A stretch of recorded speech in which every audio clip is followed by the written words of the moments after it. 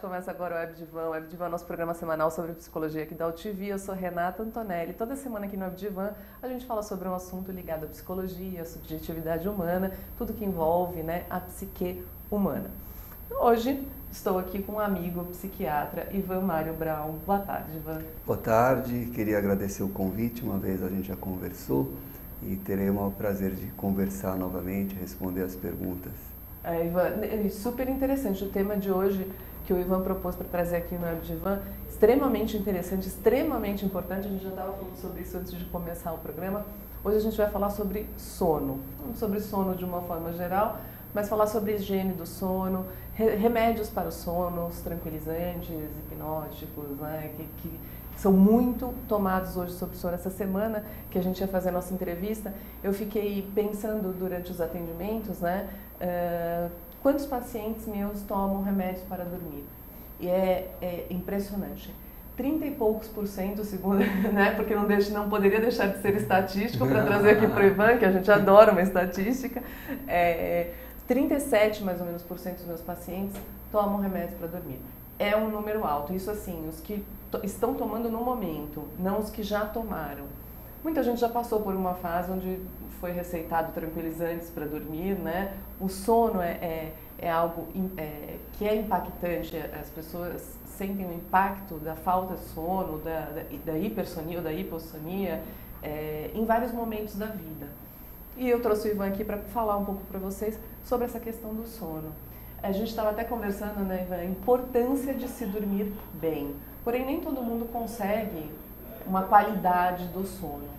O que acontece, né? Por que o sono é um fator onde qualquer coisa que se desalinha na nossa vida, a gente perde o sono ou dorme demais? Então, existem várias causas de insônia, né? De modo geral, a gente pensa em termos de insônia se o problema é só a insônia ou se além do problema da insônia existe algum outro problema associado. Então, muitas vezes, a insônia é consequência de algum problema. Pode ser algum problema respiratório, por exemplo, obstruções respiratórias. Pode também ser algum outro problema, outra doença física. Pode ser também algum problema psiquiátrico. Então, pessoas com depressão, pessoas com ansiedade, pessoas com problemas psiquiátricos, de modo geral, podem ter insônia. Outras vezes, é apenas a insônia mesmo que você tem. Isso também é bastante frequente. Calcula-se que realmente 30% das pessoas em algum momento da vida vá ter problemas com insônia. O que a gente percebe com frequência, infelizmente, é que as pessoas não têm a sua insônia adequadamente avaliada. E aí elas acabam tendo uma pressão para tomar medicação e elas também pressionam o médico para passar medicações e com isso você observa que o número de pessoas que tomam medicação é muito alto. E dessas pessoas, grande parte não precisaria tomar medicação. E outra parte, como eu vou te explicar, precisaria eventualmente tomar medicação, mas acaba tomando medicações erradas. Mas por que erradas, né? Então, por exemplo, um paciente que né, foi avaliado, não está com algum problema físico, se assim posso colocar, né? Ou até psiquiátrico, então não está com uma depressão grave, não está com algum transtorno de ansiedade, e está dizendo, eu não durmo. E aí, né? Nesses casos, quando a gente excluiu outras causas, o tratamento mais importante está relacionado a hábitos de vida, aquilo que a gente chama muitas vezes de higiene do sono. Então isso é a maior indicação e dá certo contanto que a pessoa faça. Né? E do que consiste isso? Primeira coisa, que aquela história de que a mamãe falava que quando você não consegue dormir, filhinho, filhinha, fica na cama tentando, fica na cama relaxando que você vai conseguir, isso não funciona. Então, quanto mais a pessoa insiste em dormir, menos provavelmente ela vai conseguir. Então, se a pessoa não consegue adormecer ou acorda no meio da noite e não consegue voltar a dormir imediatamente, ela deve sair da cama e fazer alguma atividade, preferência relaxante e tranquila. Não é para a pessoa fazer alguma coisa que vá ficar ligada na tomada. Então, assistir um filme de suspense ou ficar jogando aquele joguinho no computador que a pessoa nem percebe o tempo passar, não é o indicado. Faça alguma coisa tranquila. Pode ser um tricô, um crochê, pode ser ler alguma coisa agradável, porém tranquila, assistir um filminho tranquilo, ou às vezes eu até digo, sabe aquele livro de matemática ou qualquer matéria que você não gostava, que você ia estudar antes da prova, no dia seguinte, aí você ficava com aquele sono enquanto você tinha que estudar e adormecia? Pega esse livro e aí você pega e lê esse livro até você ter sono. Volta para a cama somente com muito sono. Seja no começo da noite ou seja durante a noite. Até a gente fala que assim, cama, para quem tem insônia, tem que reservar para dormir e para sexo. Todo o resto a pessoa não deve permanecer na cama para que ela passe a associar a cama apenas com dormir. Porque se a pessoa fica na cama e faz um monte de outras coisas, perde essa associação. Pois bem, aí a pessoa fala assim, pois é, doutor, mas aí eu volto para a cama, eu não durmo, aí eu durmo só mais 2 horas, e aí o que eu faço? Então a outra orientação não é para você dormir a mais de manhã, porque não conseguiu dormir durante a noite. Não é para tirar cochilos, mesmo pequenos cochilos durante o dia, se você não consegue dormir bem à noite. Pelo menos até você consertar a sua insônia, que pode demorar de algumas semanas a alguns meses. Ah, mas eu sempre fiz isso, mas a minha vizinha faz isso. Ah, mas é tão gostoso dormir depois de comer feijoada no sábado. Tudo bem. Quem não tem insônia não tem maiores problemas de fazer isso. Mas quem tem insônia, já dorme menos, já tem o sono mais fragmentado que o normal, pelo menos durante alguns meses deve evitar. Cada hora, cada minuto que você dorme mais durante o dia, de manhã, tirando cochilos, etc., vai sair do seu tempo de sono noturno. Então, essa orientação é muito importante, porque é incrível quantas pessoas erram. Outras orientações, exercícios físicos ou aeróbicos. Se você não tem oportunidade de nadar, de fazer uma academia, põe um tênis, né, ou qualquer sapato macio e caminha meia hora, 40 minutos por dia, a não ser que haja alguma contraindicação médica, algum problema cardiológico, ortopédico, faça isso. É caminhar mesmo, até você dar uma suada, até seu coração acelerar. Não pode ser o que o pessoal chama de window shopping, que é aquela coisa de você vai no Oscar Freire ou qualquer rua no shopping center e fica parando na frente das vitrines e olha um pouco e anda um pouco, ou se você está caminhando, para um amigo, conversa, anda, não, tem que ser caminhar mesmo, né? A velocidade você vai aumentar aos pouquinhos, o importante é você caminhar sem parar. Isso obviamente só dá para fazer durante o dia, né? Porque não é teve insônia, sai caminhando. Porque não, isso é uma orientação. O teve insônia, a orientação é aquilo, não fique na cama. Né? Isso é durante o dia. Inclusive, a gente recomenda que a pessoa faça exercício físico no máximo 2, 3 horas antes de dormir. Ou seja, não imediatamente antes de dormir, porque muita gente, quando faz exercício físico, logo depois ela fica mais estimulada e com mais dificuldade de dormir. Então, termine seu exercício físico no máximo 2, 3 horas antes de dormir. E faça isso 3, 4, 5 vezes por semana. Você vai me falar, pô, mas é difícil, sim. A higiene do sono é um conjunto de medidas. Quanto mais delas você faz, maior a probabilidade de você conseguir dormir bem. Quanto menos você faz, menor a probabilidade. As pessoas que conseguem fazer tudo direitinho, e são pessoas que trabalham de várias idades, etc., não são pessoas que estão dedicadas só a fazer isso, melhora muito o sono e passa a insônia. Isso é um fato, tanto que é a primeira recomendação também da Sociedade Brasileira do Sono para insônia primária são as medidas de higiene do sono. Então, os exercícios físicos são importantes. A questão da insônia, a questão do café. Café, chá preto, chá verde, chá mate, estimulantes, né? São estimulantes. Então, quanto menos a pessoa tomar, a pessoa que tem insônia, porque a minha vizinha toma, não interessa, você tem insônia. Quanto menos tomar, melhor, e principalmente não tomar após as 4 da tarde. Cigarro, tabaco nem se fala. A nicotina é um superestimulante. Então, quem fuma tem que tratar o tabagismo também por esse motivo. Ah, mas você está falando tanta coisa, como é que eu vou fazer tudo isso? Não, estou falando tudo que você pode usar para você melhorar o seu sono sem recorrer ao remédio. E depois eu vou explicar por que não recorrer ao remédio. Tá? Então, se você tem problema com tabaco, trate o problema. Outras medidas importantes. Comer alguma coisinha leve uns 20 minutos antes de você ir deitar. Então, assim, o que é uma coisinha leve? Um pãozinho com uma fatia de peito de peru, ou de presunto, ou de queijo, né? Você não vai comer um frango assado. Isso ajuda por um mecanismo fisiológico que acontece no organismo, isso ajuda também a dormir. Para algumas pessoas, não para todas, é interessante tomar um banho morno antes de dormir. Tem pessoas que não faz diferença e tem outras pessoas que até acordam, mas tem pessoas que dizem que relaxam, então isso também é uma medida interessante. E o não uso de... Aí eu falei coisas do que fazer e o que não fazer. Não usar medicação para dormir. Medicação para dormir, após algumas semanas, perde o efeito, não melhora o sono depois de algumas semanas em geral e passa a ter efeitos colaterais. Então, mas, por exemplo, tem uma paciente que fala, eu só durmo, vou falar o nome comercial do remédio, só durmo com Stilnox, né, que é um remédio que é um indutor do sono, muito popular hoje em dia, muito usado. Se ela não toma, ela está passando por isso alguns meses, mas está numa fase difícil da vida que dá para entender a insônia dela. Ela diz, hoje, depois de alguns meses, 2 meses mais ou menos tomando, o dia que eu não tomo, eu não durmo a noite inteira. Quer dizer, é um problema sério, né? Sim. O remédio, nesse sentido, já teria perdido o efeito, né? E isso seria mais algo psicológico, ou não, o remédio ainda funciona como indutor do sono dessa paciente e vai perder talvez mais para frente a sua potência, né, de induzir o sono. O que acontece, né?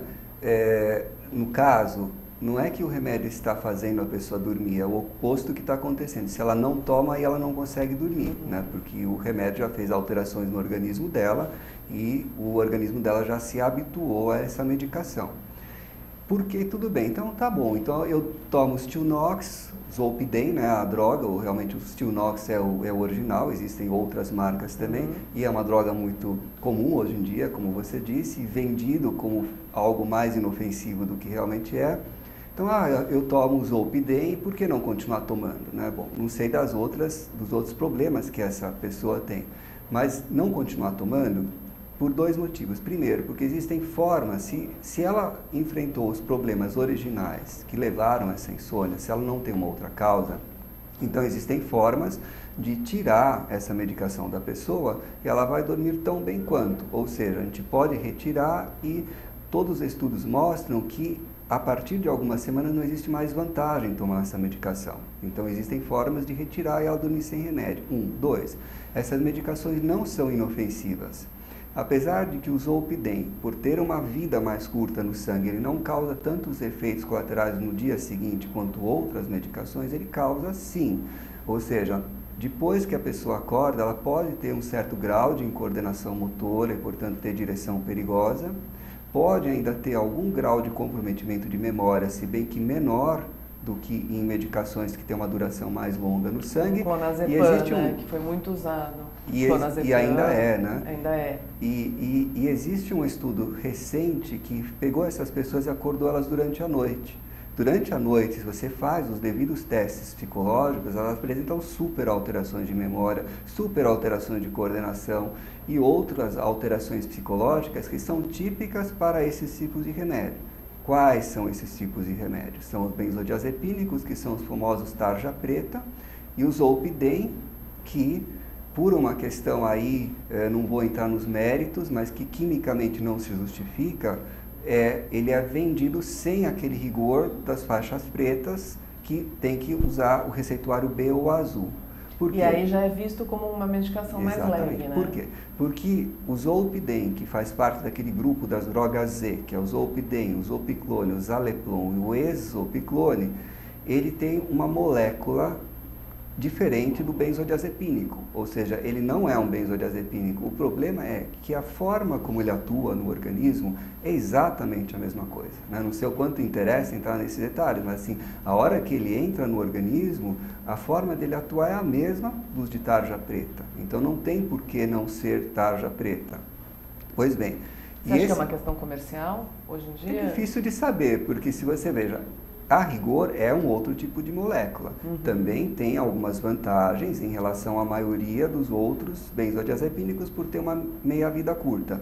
Mas, no final das contas, isso não é uma opinião minha, os autores concordam que o aumento da prescrição desse tipo de remédios para não prescrever os benzodiazepínicos, faixa preta, é um fenômeno mundial, né? Quer dizer, a curva é assim, diminuiu muito a prescrição dos faixa preta, por exemplo, na Inglaterra, e aumentou muito desses. Na verdade, você trocou 6 por meia dúzia, isso é um consenso, né? Então, no final das contas, é 6 por meia dúzia. Então, não, se isso foi proposital, se isso foi um engano, se isso foi porque alguém focou exclusivamente o fato de que a molécula realmente não é a mesma, não se justifica. Não tem por que você vendesse lá, por exemplo, um midazolam com receita azul e vendesse 100, por exemplo, que é uma outra substância de curta ação. E quais são os principais prejuízos?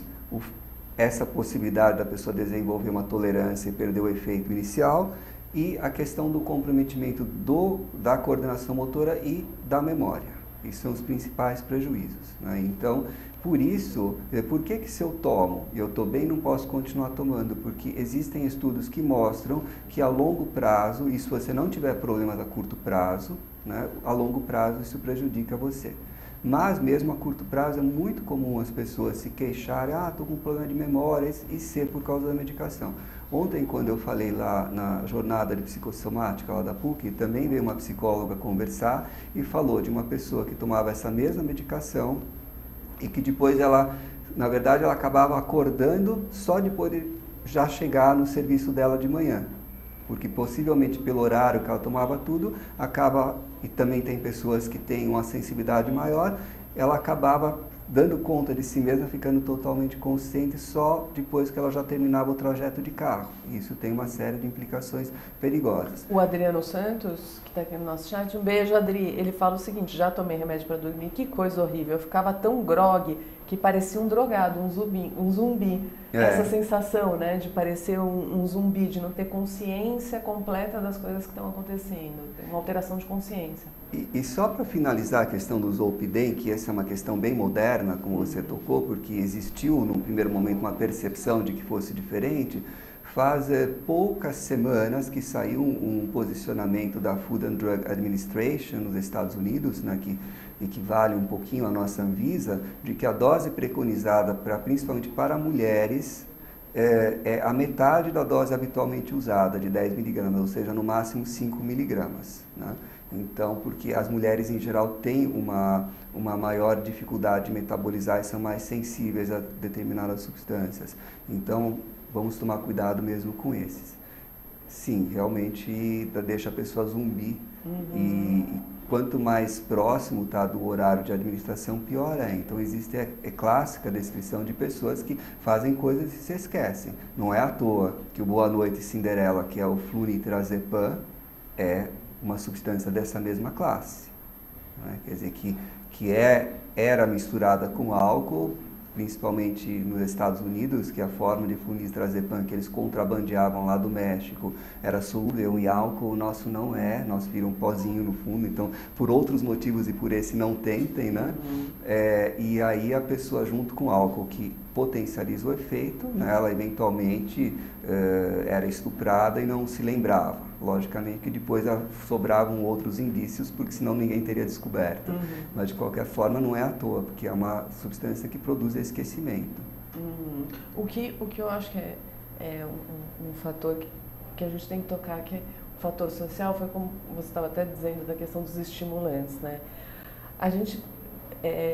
Eu acho que isso faz parte de um contexto de vida, do tipo de vida que a gente tem hoje, onde a gente precisa estar muito ativo, muito dinâmico, muito durante várias horas por dia. Por isso o café, os estimulantes em geral, né? Café, açúcar, as pessoas comem mais carboidratos, quer dizer, tudo para você ficar mais ativo, mais dinâmico, fazer as coisas mais rápido, ser mais produtivo, mais competitivo. É claro que à noite existe um reflexo disso, né? Então, uma pessoa me conta, eu tomo de 5 a 6 xícaras de café por dia. A questão não é se essa dose é indicada, é uma boa dose, é alta dose ou baixa dose de cafeína. A questão é assim, como que isso está entrando na tua vida, né? Então, para que tanto café por dia? E depois não dorme e toma um remédio para dormir, porque está tão estimulado e toma um remédio para dormir. E aí começa o ciclo, remédio para dormir, estimulante durante o dia, remédio para dormir, estimulante. O vício não está no remédio para dormir, né? E aí a pessoa fala, nossa, mas eu preciso acabar com o meu vício do remédio para dormir. Bom, é uma higiene geral, né? Uma higiene, assim, da vida dessa pessoa. Por que tantos estimulantes? Por que depois tranquilizantes? Por que cadê a higiene do sono? Hoje foi muito interessante, eu estava escutando a minha faxineira falar no telefone na hora que eu estava saindo de casa e ela estava falando, nasceu o netinho dela. E ela estava contando para uma vizinha, ela falou assim, ontem eu pus ele para dormir, foi super rápido, fiz aquilo lá, né, dei um banho quentinho, fiz uma massagem com óleo, dormiu super tranquilo. Eu fiquei pensando, olha, que engraçado, né, a gente sabe, assim, as pessoas, nós sabemos sobre higiene do sono, pelo menos um pouco sobre a higiene do sono, né? Eu acho que muitas vezes a gente precisa dormir rápido, então não dá para tomar tempo de tomar banho agora, e começa nessa loucura e a gente perde a noção de que são hábitos simples de se colocar na vida, como isso. Tem pessoas que dormem melhor depois que tomam banho, né? Um bebê, por exemplo, pode ser que durma melhor depois que tome banho. Uma massagem é algo relaxante que faz dormir melhor. Que tudo, hoje a gente usa tudo para ser mais rápido, né? Então o remédio atua mais rápido, meia hora ali você está dormindo, porém é isso, depois de um tempo a gente escuta a pessoa chegando e falando, bom, eu não durmo mais sem remédio, né? Ou 2, não durmo mais com o remédio, o que é pior, né? E acontece muito, foi o que você falou, perde o efeito a longo prazo, não é isso? Sim, na verdade não é tão a longo prazo. Então, o consenso, né, hoje em dia, que o uso correto da medicação para dormir, desse tipo de medicação para dormir especificamente, é do máximo de 2 semanas. Você falou do caso da sua paciente, que ela estava passando por uma situação problemática. Passar por uma situação problemática, dependendo da situação, é o tipo de situação em que se deve e deve usar essa medicação, né? Então, e aí assim, espera-se que a partir dessas poucas semanas se procurem outras soluções pelo fato de que o organismo acostuma e dos prejuízos que causa. E quando essas medicações, que não é o que a gente está conversando hoje, mas quando elas são usadas para tratar a ansiedade, que são medicações também, muitas vezes se usam esses faixa preta um pouquinho diferentes, então no máximo por 4, quando muito 6 semanas. Mas focando a questão do sono, 2 semanas. A partir de 2 semanas tem que se procurar outras soluções que existem, né? Como as medidas de higiene. Como as medidas de higiene do sono. É muito difícil, na verdade, a gente ter hoje em dia uma vida 100% saudável, né? Então, realmente, o ideal seria que o ambiente nos favorecesse, né? Quer dizer, a gente tivesse todas as possibilidades de ter um estilo de vida que permitisse que a gente dormisse super bem. O que eu quero passar é que mesmo que você não tenha essa perfeição do ambiente, é possível, pelo menos, você reduzir alguns fatores e proporcionar outros para você ter um sono bom sem você usar medicação para dormir. É óbvio, se você chegar numa situação extrema, onde a pessoa mora embaixo de um avião, tem um bandido à espera dela num canto e ela tem que acordar de 2 em 2 horas para trabalhar. Você não vai esperar que essa pessoa durma bem. Agora, nas condições normais das pessoas, mesmo que elas tenham estresse, mesmo que elas não possam seguir todas as medidas de higiene do sono, etc., é possível melhorar o sono delas sem recorrer a remédio. Isso é muito importante. Então, isso é importante porque existe uma pressão muito grande das pessoas para que os médicos prescrevam e, infelizmente, existe uma tendência de muitos médicos de ceder a essas pressões e não fala, olha, a minha primeira missão enquanto médico é não prejudicar você. Então a gente vai ter que trabalhar essas mudanças no seu estilo de vida como saída, porque se eu passar o remédio a longo prazo isso vai te prejudicar. E o primeiro princípio de Hipócrates, do pai da medicina, é justamente você não prejudicar. E a hora que você prescreve uma medicação dessas por um tempo prolongado, a não ser em casos muito excepcionais, você está prejudicando o paciente. Então, muito bem lembrado, né? Tipo, às vezes o paciente fica tão feliz que o médico prescreveu, né? Que não, sim, vai para vários médicos, né? O Dr. Shopping, isso é típico das pessoas que tem, de muitas pessoas que usam esses remédios a longo prazo, que vão aqui, vão lá, pedem lá, e ai de você se você não prescreve, só fica bravo, é difícil às vezes de entender que não, é para o seu bem, né? Então existe essa pressão no mundo inteiro, e a gente sabe que esse tipo de postura é mais comum entre médicos não psiquiatras. Os psiquiatras também prescrevem mais do que deveriam, porém bem menos do que médicos de outra especialidade. Né? O interessante é que os psiquiatras, em geral, não prescrevem essas medicações porque eles sabem que podem causar dependência. Mas ainda hoje, poucos psiquiatras, poucos entre aspas, sabem que o grande problema dessas medicações não é só causar dependência, mas principalmente o prejuízo que causa de memória e coordenação motora. Né? Agora, os médicos não psiquiatras muitas vezes não têm noção completa nem da questão do prejuízo de memória e nem de que podem causar dependência. Então, no mundo inteiro, não só no Brasil. Então, é importante também orientar a classe médica em relação a isso. Claro, né? Claro, sem dúvida alguma. Ainda mais os que não são psiquiatras, né? Porque eu vejo, assim, muitos pacientes que vêm com receitados, né? Que vêm com receitas de medicação tranquilizantes em geral, não foi o psiquiatra que receitou. Isso é uma coisa que eu pontuo bastante no Abdivan, assim. Se está com algum problema psiquiátrico, você vai ao psiquiatra. Se está com um problema endocrinológico, você vai ao endocrinologista, né? Se está com problema ginecológico, ao ginecologista. Mas ainda, né? Eu não sei se já existe, eu defendo bastante que algumas medicações, várias medicações psiquiátricas, deveriam ser só prescritas por psiquiatras, principalmente as tarja preta.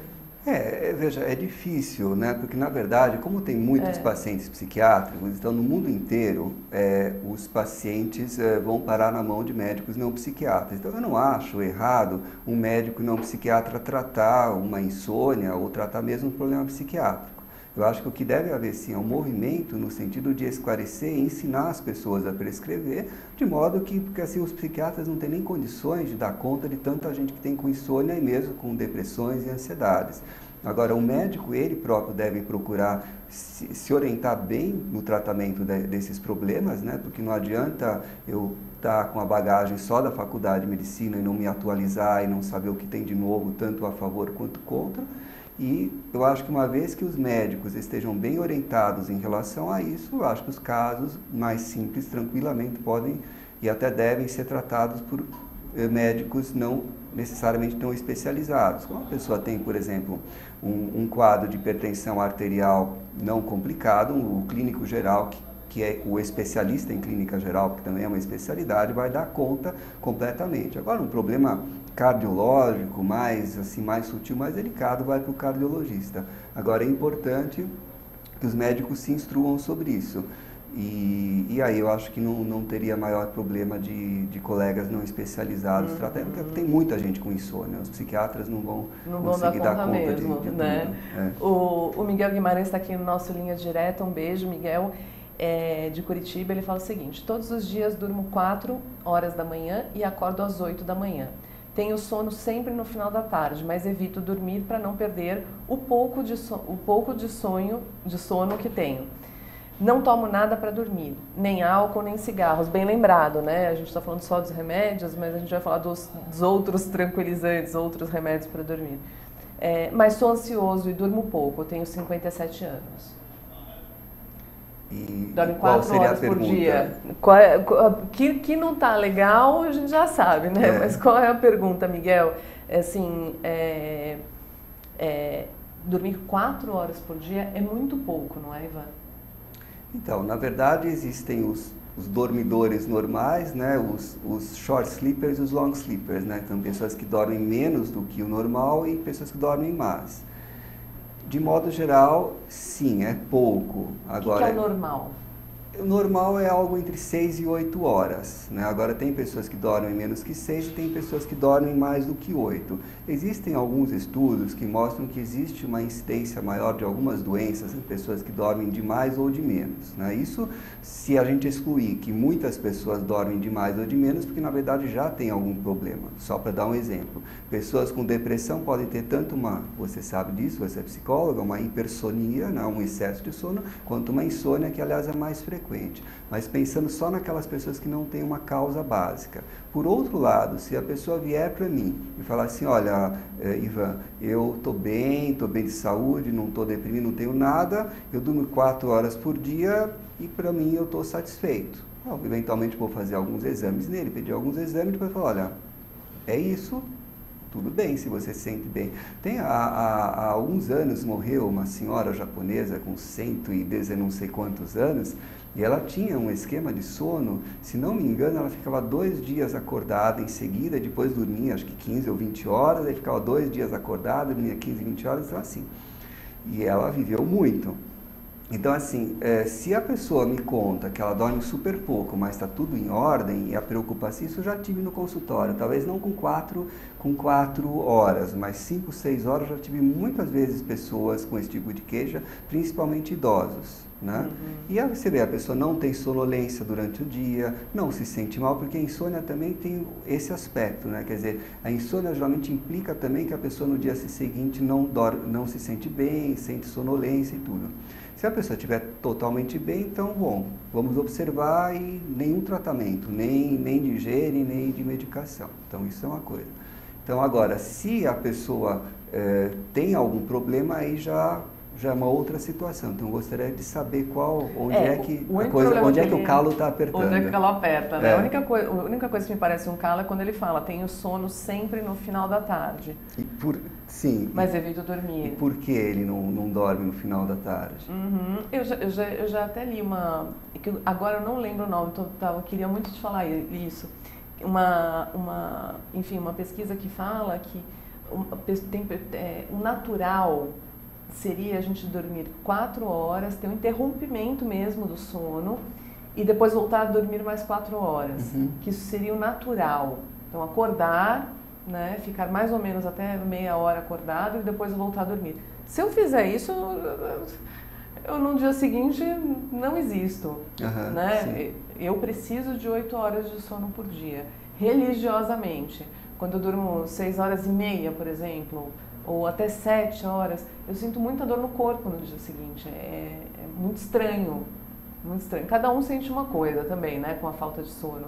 Mas eu fico dolorida fisicamente, principalmente na panturrilha, se eu não durmo. É muito estranho. Então eu sei que está faltando sono ali, eu sei que eu preciso dormir um pouco mais. E a gente vai estabelecendo, eu estava contando para o Ivan que eu durmo com tapa-ouvido, né, com protetor auricular. Porque o barulho, eu já descobri que para mim o barulho é algo que vai me dando micro despertares ao longo da noite. E isso faz eu ter um sono menos profundo. Muita gente tem isso e nem sabe, né? Isso faz parte das medidas ambientais da higiene do sono. Então, você poder dormir num ambiente que tem uma temperatura agradável, nem muito quente, nem muito frio, ser um ambiente arejado, sem ser excessivamente cheio de vento, né? E você ter também pouco ruído. Então, isso também faz parte das medidas ambientais que são importantes. Quanto à questão do normal, veja o que acontece. O nenê, ele dorme muito durante o dia inteiro.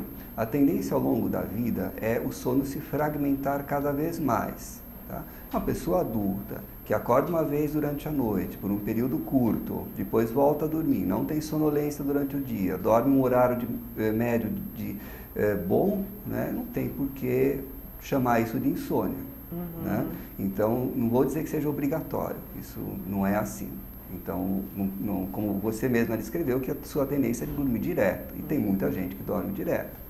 Agora, a tendência é se fragmentar o sono. Então, as pessoas idosas, elas vão fragmentando cada vez mais. Então, aquela imagem da pessoa idosa que fica sentada, dá uma adormecida, depois acorda, dá uma adormecida, depois acorda de novo, é uma realidade. Se esta pessoa tem a ambição de dormir a noite inteira, tendo em vista que a fragmentação natural da idade, ela precisa mudar do estilo de vida. Agora estou com uma senhora que eu estou acompanhando, que a família dela hoje eu recebi um torpedo, né, dizendo, mas como é possível que no século XXI não tem um remédio para fazer essa pessoa dormir? Não, peraí, além de algumas coisinhas que a gente está tratando nessa senhora, tem o fato de que ela passa o dia inteiro cochilando. Então eu não posso, em cima disso, ainda botar uma outra substância que vai comprometer mais ela, o organismo, sendo que isso não vai preservar um sono bom para ela durante a noite inteira, vai trazer os efeitos colaterais de um tratamento e, na verdade, o problema está em a gente conseguir, de alguma forma, fazer com que ela fique durante o dia acordada, que tenha algum tipo de atividade física condizente com o quadro dela, e aí o sono noturno vai melhorar. Mas essa fragmentação do sono é uma coisa da idade, não é algo que... Não, o bom é você acordar uma vez no meio da noite, é uma coisa que naturalmente vai acontecendo ao longo do tempo. Não tem o bom, né? Não tem assim... Você deve estar na fase ainda do sono contínuo, por isso. Né? Pessoas muito jovens... sono adolescente, o sono não muda, né? A adolescência já passou há muitos anos e o sono não muda, continua um sono adolescente. Mas não posso dormir de jeito algum durante o dia. Acordo com dor de cabeça, me sinto mal. Não que eu não vá dormir à noite, se eu dormir durante o dia ainda durmo à noite. Mas não posso, assim, principalmente ainda mais depois de comer. Sim. Eu olho as pessoas, eu tenho uma inveja, eu falo, meu Deus, elas comem e dormem naturalmente, né? E é interessante, porque aí eu vou te dizer que existe um segundo pico fisiológico de sono, isso sim é natural, que é mais ou menos no horário depois do almoço. Então, na verdade, quem não tem insônia, quiser tirar um cochilo nesse horário, também é super normal, por volta das 2 horas da tarde, assim, isso é fisiológico, né? Então, lógico, ninguém é obrigado a fazer isso, não é uma prescrição, mas se alguém não tem insônia e fala, mas depois do almoço, ou nesse horário eu sinto um super sono, isso é normal. Eu acordo desorientada, assim, impossível. Sim. Sabe quando eu não sei onde eu tô, se é dia, se é noite, muitos sonhos, lembro muito dos sonhos. É uma coisa difícil dormir à tarde, assim. Sim. O Miguel Guimarães, que falou que dorme 4 horas por dia, ele falou, se eu dormir à tarde, com certeza eu fico a noite toda acordado, viro 24 horas.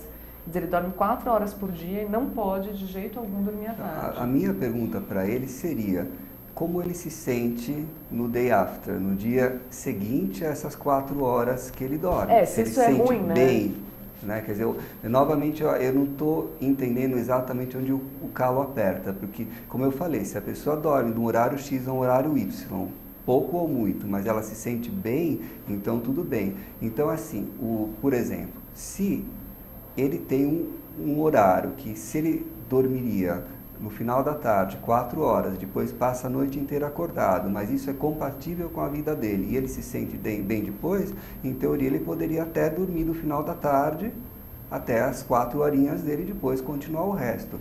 É muito difícil, além de ser antiético, você dar uma orientação completa, porque quando eu não conheço a pessoa, porque, na verdade, se ele estivesse perante mim numa situação profissional, eu faria muitas perguntas, mas tentando ser assim bem sintético, se ele se sente bem, se ele não tem uma doença e se a vida dele é compatível, em teoria ele poderia pegar o final da tarde, dormir até a noite e depois aproveitar o resto do tempo. Ele fala que ele tem sono, né, à tarde, sempre no final da tarde, mas evita dormir, porque se ele dormir, ele vira 24 horas depois, ele não dorme à noite. Ok, mas aí no dia seguinte ele vai ter sono de novo? Ele vai ter sono de novo nesse horário do final da tarde?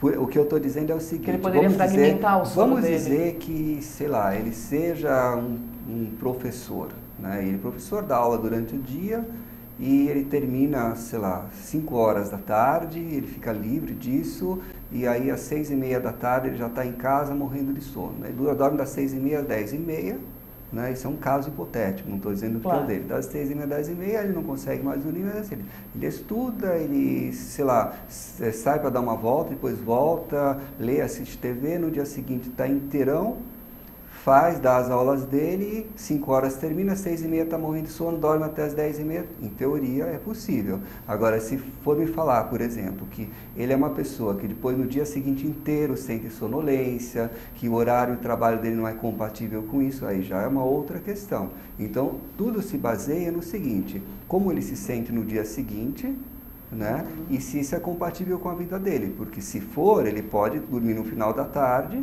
acordar à noite e depois tocar o resto das 18 horas dele. Ou ele está querendo dizer que 24 horas significa se eu dormir hoje 4 horas das 6h30 da tarde às 10h30 da noite, então eu vou dormir só daqui a 2 dias? Eu não entendi. Então, como eu falei, se for compatível, tudo bem, ele pode até deitar nesse horário. Se não, aí tem que ver por que não é compatível, ver se é algum problema patológico, uma doença que está impedindo, ou se na verdade é só dar uma corrigida no ciclo dele, porque isso também acontece. Então você tem situações onde o ciclo de sono está deslocado, onde a pessoa se sente bem, mas ele diz, olha, só que este horário não é compatível com o meu estilo de vida. Tudo bem para mim dormir 4 horas ou 5 horas, mas só que não pode ser nesse horário, tem que ser em outro. E aí existem técnicas de você ir deslocando o ciclo de sono vigília dele até você dar um cleque naquele ponto onde ele vai dormir só às 4, 5, 6 ou 8 horas, mas só que não no horário que ele tinha sono. Então isso é possível.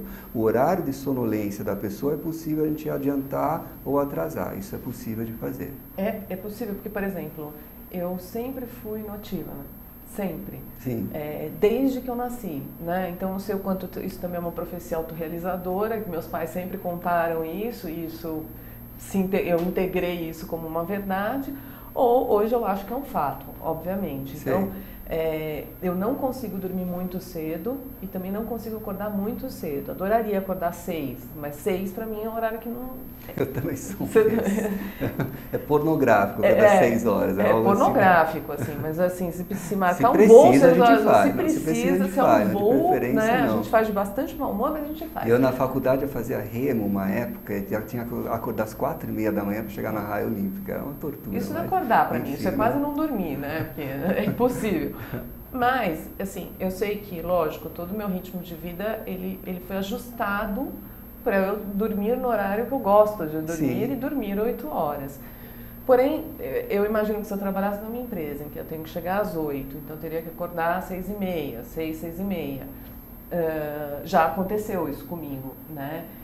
Foi um ano e eu não consegui me acostumar em um ano.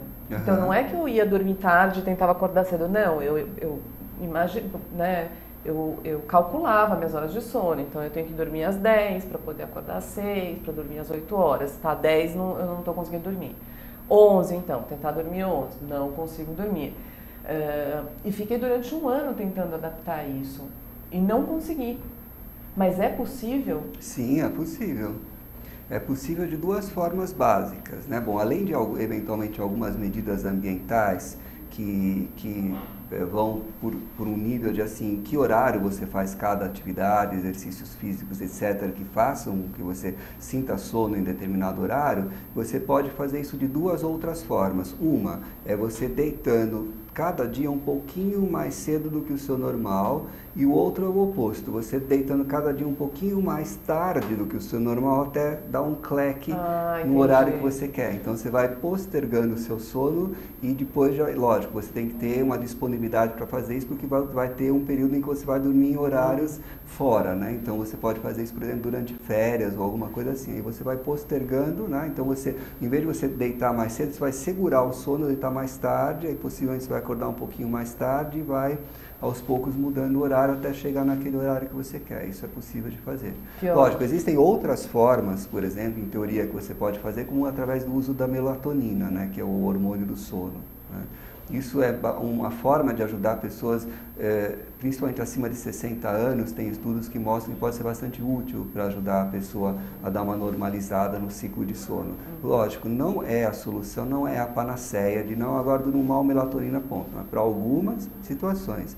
Mas isso que você disse é possível sim a gente dar uma ajustada no ciclo do sono. Se for do interesse da pessoa, né? Fazer duas perguntas rapidinho. Por exemplo, você fez uma coisa muito legal que é adaptar o seu estilo de vida a isso. É, né? Porque foi o que eu te falei no começo do programa. Eu acho que o sono e a alimentação são os dois, sono, alimentação e exercício físico. Uhum. São 3 pontos que, assim, é ponto de saúde.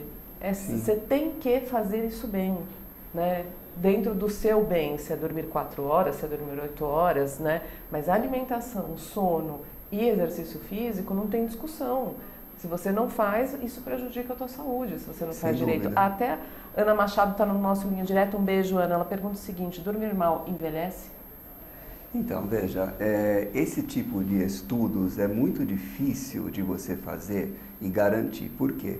Porque você, bom, então vamos ver se as pessoas que dormiram mal, elas envelheceram mais rápido. Primeiro, você tem que ter medidas para esse envelhecimento. O que é envelhecer? É envelhecer ficar com a pele feia, é a pessoa perder o vigor sexual, é a pessoa ter algumas doenças típicas da velhice. Você precisa definir o que é envelhecer num estudo científico. Segundo, você precisa acompanhar um grupo grande de pessoas por muitos anos para que você possa estatisticamente comparar. E o que acontece? Tem muito daquilo que a gente chama de covariáveis, né? Quer dizer, as pessoas que dormem pouco também podem ser aquelas que se alimentam não tão bem, podem ser aquelas que têm profissão mais estressante, podem ser aquelas que têm quadros depressivos, etc. Então você não tem estudos populacionais em que você mostra, né, que não realmente pessoas que dormem menos envelhecem mais rápido. Porém, você tem estudos em animais onde você consegue um controle mais fácil das variáveis, em que dependendo do esquema de sono, dependendo do tipo de sono que é suprimido, isso pode sim levar a um estresse para o organismo, que leva a aumento de fatores como o cortisol, que a gente sabe que propiciam o envelhecimento e o aparecimento de certas doenças. Então, provavelmente, acima de um certo prejuízo do sono, isso possa sim favorecer o envelhecimento, assim como estresses a longo prazo de modo geral. Agora, isso não significa que se de vez em quando a pessoa dormir mal, isso vai envelhecer. É o que eu falei logo no começo da nossa conversa. Você é muito jovem, bem mais jovem do que a sua idade, que já não é grande, mas bem mais jovem do que isso, não só porque você dorme bem e se alimenta bem, mas possivelmente tem componentes genéticos também que te favorecem. Então a gente tem que tomar muito cuidado na hora de interpretar esses fatores, mas sim, é melhor você dormir bem, com certeza é melhor, mas não existe nada que garanta que se você não dormir tão bem, necessariamente você vai envelhecer. O Miguel Guimarães, que a gente respondeu as perguntas, fala: agradeço aos comentários e parabenizo pela explanação. De muita valia esse tipo de esclarecimento. Parabéns. Obrigada a você, Miguel, pela pergunta. Eu gostaria de dar, se alguém quisesse algum contato para mais esclarecimentos. Vamos precisar, porque até eu quero mais esclarecimentos. Fala que eu vou anotar aqui no chat. Então, eu vou passar o meu e-mail, né? Que é? O meu e-mail seria ivan.mario @superig.com.br. superig.com.br. E quem quiser minha amizade no Facebook também, estou à disponibilidade. Às vezes eu até posto alguns textos assim com algumas explicações sobre esses assuntos, que é Ivan Mário Brown. Ivan Mário Brown. E a seguir entre parênteses psiquiatra. Entre parênteses psiquiatra. É isso aí, gente. Quem quiser mais explicações, quem quiser falar com o Ivan, fazer mais perguntas, escreve para ele ou entra no Face dele. E o Web Divan volta sexta-feira que vem. Ou eu falo boa noite, eu falo terça, nunca dá certo. É uma loucura. O Web Divan volta sexta-feira que vem, às 16 horas. Beijos.